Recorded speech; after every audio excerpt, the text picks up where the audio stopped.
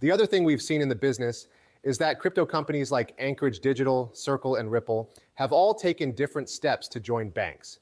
What does that mean to you? Why do they need them? Does everyone have the same reason for going, or do they all have different ones? Okay, I guess I have a few things to say about that. That's why they need them. So what should the banks that are already in place worry about if that happens? The reason they need them is that having a bank license gives you certain rights. You can take money in, you can do things that are fiduciary.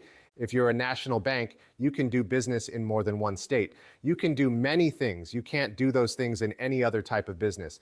And you can't do that with any other license. That's why it's useful.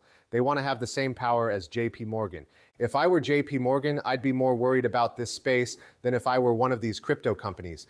This is because the biggest banks have always said, we own the payment system and we own the deposit system. We can't be attacked, and we don't have to touch some of these cool new digital goods, but people are worried that when the biggest digital asset companies get bank charters, things will change. Suddenly, they'll be able to offer a lot of banking services along with digital assets, which is something the current players can't do. Brian Brooks starts this video by telling us that big banks like JP Morgan should be worried because their control is ending quickly. Big tech companies like Ripple, Coinbase, and Circle will be able to do business with the Federal Reserve. If that happens and the monopoly falls apart, they won't be able to compete because they have the same rights and powers as any bank. Their technological edge is open for attack, and it's yours for the taking. The government will also get along well with these businesses, such as Ripple and Circle. The reason for this is that they can use trustless lines to take digital dollars and zip them anywhere they want.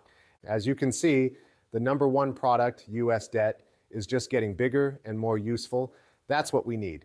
In light of this, the government now says, yes, we like Ripple. We need to do business with Coinbase and all of this other stuff.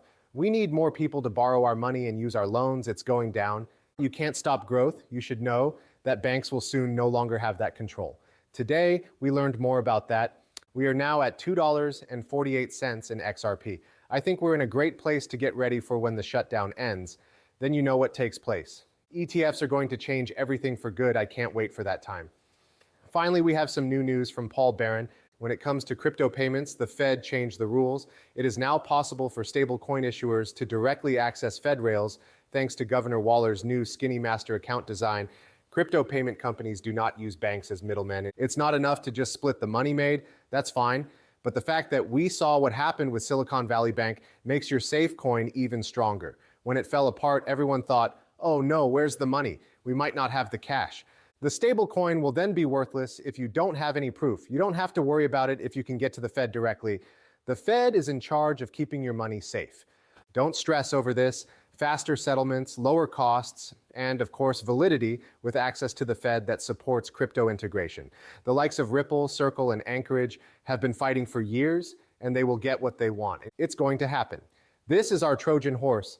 When you have direct connection, going from a digital dollar to an XRP, Ethereum, or Bitcoin is as easy as hopping, skipping, or clicking your mouse.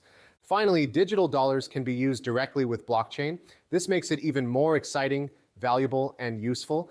That's the important thing here. Those of you who haven't already should subscribe to make sure you don't miss the daily crypto reports. They'll keep coming. This is now really exciting. VT told us that the XRP Ledger smart contracts shown that they work. Of course, this is going to the DevNet so coders can test how it works. Once more, we don't want full smart contract functionality right on the main record because that could make things take longer, cost more, and so on. We want to keep things simple. I get it, but you need some utility here. That is, you might want to add a small new feature. A smart contract lets you do that. It could be used to connect to other groups, make stable coins, or anything else. They're getting close to what we need. As soon as this is on the DevNet, they can try it and see if it slows down performance or causes any other issues. If everything looks good, we'll write this down and you'll have the EVM sidechain for your small, full smart contract capability suite. That is wonderful. Also, when we get it on the main net, it will change everything. To go over this one more time, we'll get there. If only we can connect other chains and mint and burn stable coins like we need basic smart contract functions and programming. This is where the filings for the $1 billion XRP SPAC that's going to be launched by Only North SPAC were put so that possible investors could see what the deal was. The XRP army is one of the things you'll see here. For investors and users alike, You're one of the most important parts of this ecosystem. You know that value, and the blockchain can't exist without people. And of course, they bring out the things you also like. They talk about some of the people who have a lot of impact and are really into this. I'll try to make this bigger. And on X, a lot of our favorites, right? But you see Crypto Eddie, who is one of the best players on X and U. Then over at YouTube, Crypto Eddie was found to be the leader in this billion-dollar SPAC. Why XRP is so important? Crypto Eddie rules YouTube on both sides, and it doesn't get any better than that. Also, it's true. Really, come on. That's the best you can do. Okay?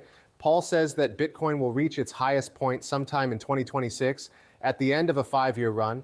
Hey, I'd like that more than it's already topped. The market is going back to a bear market. It's been 4 or 5 years since I last checked, but I think he's right. I believe we will reach our highest point here in early 2024. I also think that the end of this year will be very exciting. I think we'll see how it turns out. As we'll see next, gold will never be a good way to save money. It went down 5% in one day today. It also won't let you buy coffee, and there will be no more. It's funny how people always make the same points about crypto debates. Gold has been around for a very long time. It's clear that it has value. It's not possible to pay for coffee with gold bars or cash. Also, it can be pretty unstable on its own, but it has a place in these financial markets. Base is getting ready for secret deals. This is all the rage right now. The XRP record also shows this to be true. Don't get this mixed up with Monero. That is not private. When you use Monero, no one can see what you're doing, no matter what.